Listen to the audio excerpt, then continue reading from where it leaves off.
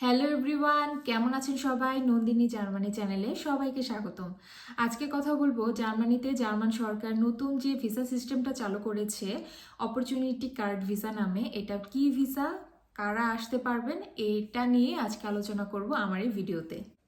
আপনারা অনেকেই জানেন জার্মান সরকার ইতিমধ্যে তাদের অভিবাসনকে অনেকটাই সহজতর করেছে আগের তুলনায়। তো এর মধ্যে আরেকটি সিস্টেম হচ্ছে জার্মান সরকার যে নতুন ভিসা সিস্টেমটা চালু করলো চলতি বছর, মানে 2024 জুনের 1 তারিখ থেকে এই ভিসা সিস্টেমটা চালু হয়েছে অপরচুনিটি কার্ড ভিসা নামে। এটা আসলে বলা যায় একটি জব সার্চিং ভিসা। তো এই ভিসার মাধ্যমে আপনারা কিন্তু যারা অনেক দিন ধরে বাংলাদেশ, ইন্ডিয়া এবং আরও অন্যান্য যে বিভিন্ন দেশ আছে সেখান থেকে আপনারা যারা অনেকদিন ধরে জার্মানিতে আসার চেষ্টা করছেন, আসতে চান, তাদের জন্য আসলে সুবর্ণ সুযোগ। আপনারা এই ভিসা সিস্টেমটাকে কাজে লাগিয়ে জার্মানিতে সহজে আসতে পারেন। অপরচুনিটি কার্ড ভিসাটা হচ্ছে একটি পয়েন্ট সিস্টেম ভিসা। মাত্র 6 পয়েন্ট হলেই আপনারা এই ভিসার জন্য আবেদন করতে পারবেন। আসলে আমি মনে করি এই 6 পয়েন্ট ফুলফিল করা কোনো ব্যাপারই না, কারণ কিছু ক্রাইটেরিয়া আছে সেখানে ইজিলি এই 6 পয়েন্টটা হয়ে যাবে। তো আপনারা কিন্তু যে কেউ চাইলে এই জার্মানিতে আসতে পারেন এই অপরচুনিটি কার্ড ভিসাটা নিয়ে। আমি এই কি পয়েন্ট আছে, কিভাবে কি, এইটা নিয়ে আমি বিস্তারিত আলোচনা করব এই ভিডিওতে। ভিডিওর লাস্টে আমি বলে দেব কাদের জন্য এই অপরচুনিটি কার্ড ভিসাটা নিয়ে জার্মানিতে আসা উচিত হবে এবং কাদের জন্য উচিত হবে না। অপরচুনিটি কার্ড ভিসাটা হচ্ছে একটি জব সার্চিং ভিসা। এই ভিসার মাধ্যমে আপনারা জার্মানিতে 1 বছরের জন্য আসতে পারবেন, এসে কাজ করতে পারবেন এবং কাজটা আপনাদের নিজেদেরকেই খুঁজে বের করতে হবে। প্রতি সপ্তাহে আপনারা 20 ঘন্টা কাজ করতে পারবেন এবং 2 সপ্তাহ আপনারা অন্যান্য কোম্পানিতেও কাজ করতে পারবেন। ওই 2 সপ্তাহের মধ্যে আপনারা যদি যে কোম্পানিতে কাজ করছেন ট্রায়াল ওয়ার্ক হিসেবে, তো সেই কোম্পানির লোকজনদের যদি আপনার কাজ ভালো লাগে তাহলে তারা আপনাকে অফার করবে থেকে যাওয়ার জন্য। তো তখন আপনি পার্মানেন্টলি এখানে জব ভিসা ট্রান্সফার হয়ে এখানে থেকে যেতে পারবেন।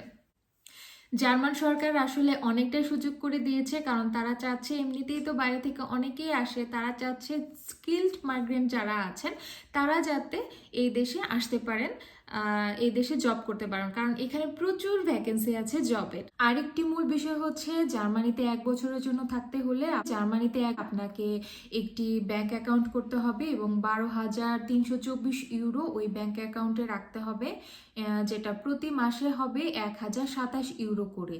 তো এই ইউরোটা আপনি যখন জার্মানিতে চলে আসবেন তখন আপনি প্রতি মাসে মাসে পাবেন, কিন্তু একবারে ওই 12,300 ইউরো যে আপনার জমা আছে জার্মানির ব্যাংকে, তো ওখান থেকে আপনি কিন্তু উঠাতে পারবেন না। ওটা প্রতি মাসে মাসে আপনি 1,027 ইউরো করে উঠাতে পারবেন। এখন আসি পয়েন্ট সিস্টেমে কি পয়েন্ট থাকলে আপনারা জার্মানিতে আসতে পারবেন। প্রথমত হচ্ছে এডুকেশন। আপনাদেরকে অবশ্যই একটি রিকগনাইজড ইউনিভার্সিটি থেকে অনার্স পাস থাকতে হবে। যারা ভকেশনালি পড়াশোনা করেছেন তাদের অবশ্যই 2 বছরের কোর্স হতে হবে। যদি আপনাদের এই পয়েন্টটা মিলে যায় তাহলে আপনারা কিন্তু পেয়ে যাবেন 4 পয়েন্ট। এরপরের পয়েন্টটা হচ্ছে শর্টেস্ট অকুপেশন নামে।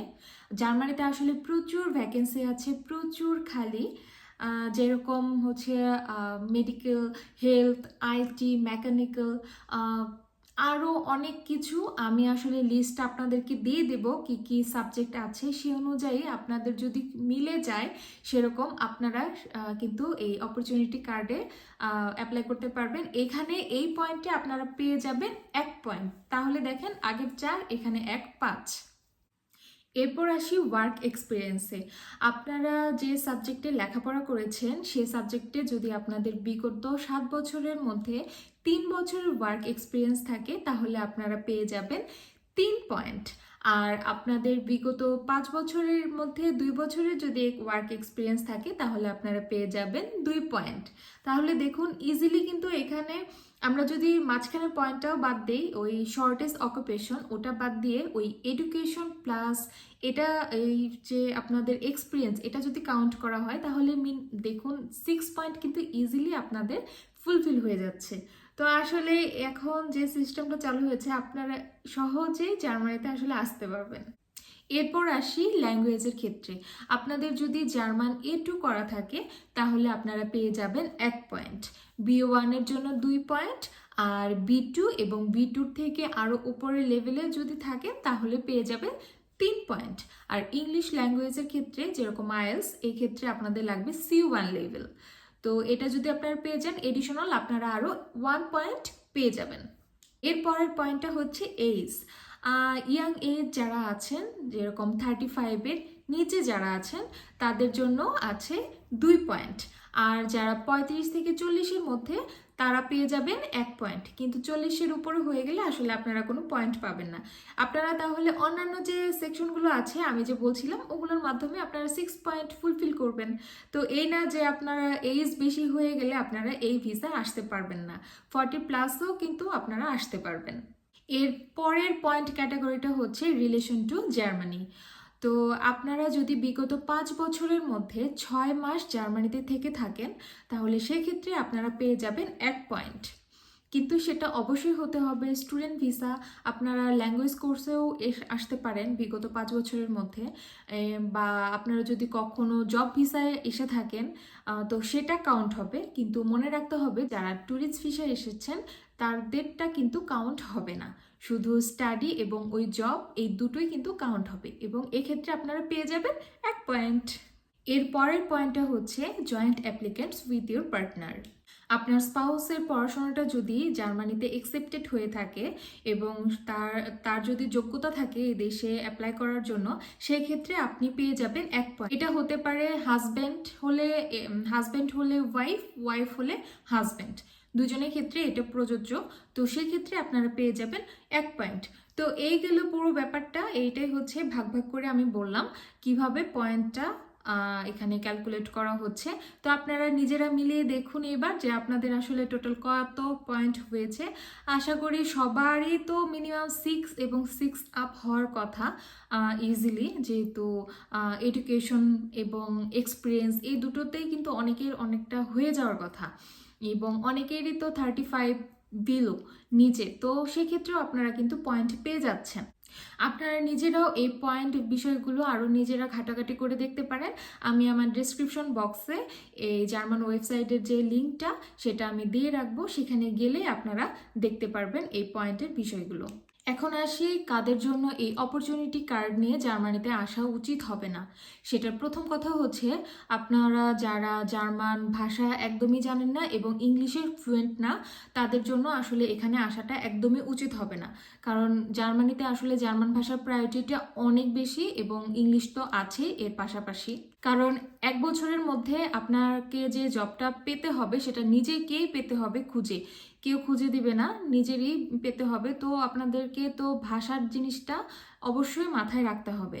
তো আপনারা যদি কনফিডেন্ট থাকেন যে হ্যাঁ আমি 1 বছরের মধ্যে জব ম্যানেজ করতে পারবো, তাহলেই আপনারা এই জার্মানিতে আসতে পারেন। না হলে আসলে আসারটা ঠিক হবে না। কারণ জার্মানিতে আসলে 1 বছরের মধ্যে জব না পেলে 1 বছর পরে অবশ্যই আপনাদেরকে দেশে চলে যেতে হবে। এখানে থাকার কোনো সুযোগ নেই, একদমই নেই। আর যারা আসবেন তারা অবশ্যই চেষ্টা করবেন বড় বড় শহরগুলোতে জব খোঁজার। বড় বড় শহর যেরকম আছে বার্লিন, তারপরে মিউনিক, ফ্রাঙ্কফুর্ট, হামবুর্গ, এরকম যে শহরগুলো আছে এই শহরগুলোতে ইংলিশের চাহিদাটা অনেক বেশি। তো আপনারা চেষ্টা করবেন এই শহরের দিকে আসার জন্য। এখানে থাকলে আপনারা অবশ্যই জব ম্যানেজ করতে পারবেন। কিন্তু ছোট শহরে আপনারা আসবেন না, এখানে আসলে অনেকটাই প্রবলেম হয় ভাষাগত দিক দিয়ে। তারা জার্মান ভাষা ছাড়া একদমই কথা বলতে চায় না। তো ভাষা যখনই আপনি না পারবেন কথা বলতে, কমিউনিকেট করতে যখন আপনি না পারবেন, তখন তো আপনি জব ম্যানেজ করতে পারবেন না। তাহলে তো আপনাকে দেশে চলে যেতে হবে 1 বছর পরে, বা আপনাকে জবলেস হয়েই এই জার্মানিতে থাকতে হবে 1 বছর। তো এই তো গেল অপরচুনিটি কার্ড ভিসাটা কি, অপরচুনিটি কার্ডটা কি এটা সম্পর্কে। আমি ডিসক্রিপশন বক্সে লিঙ্কটা দিয়ে রাখবো, ওই লিঙ্কে ক্লিক করলে আপনারা বিস্তারিত আরও নিজেরা ঘাটাঘাটি করতে পারবেন, পয়েন্টগুলো মেলাতে পারবেন। আজকের মতন ভিডিওটি এই পর্যন্তই। ভিডিওটি ভালো লেগে থাকলে অবশ্যই লাইক, কমেন্ট এবং সাবস্ক্রাইব করে চ্যানেলটির পাশে থাকবেন। ধন্যবাদ।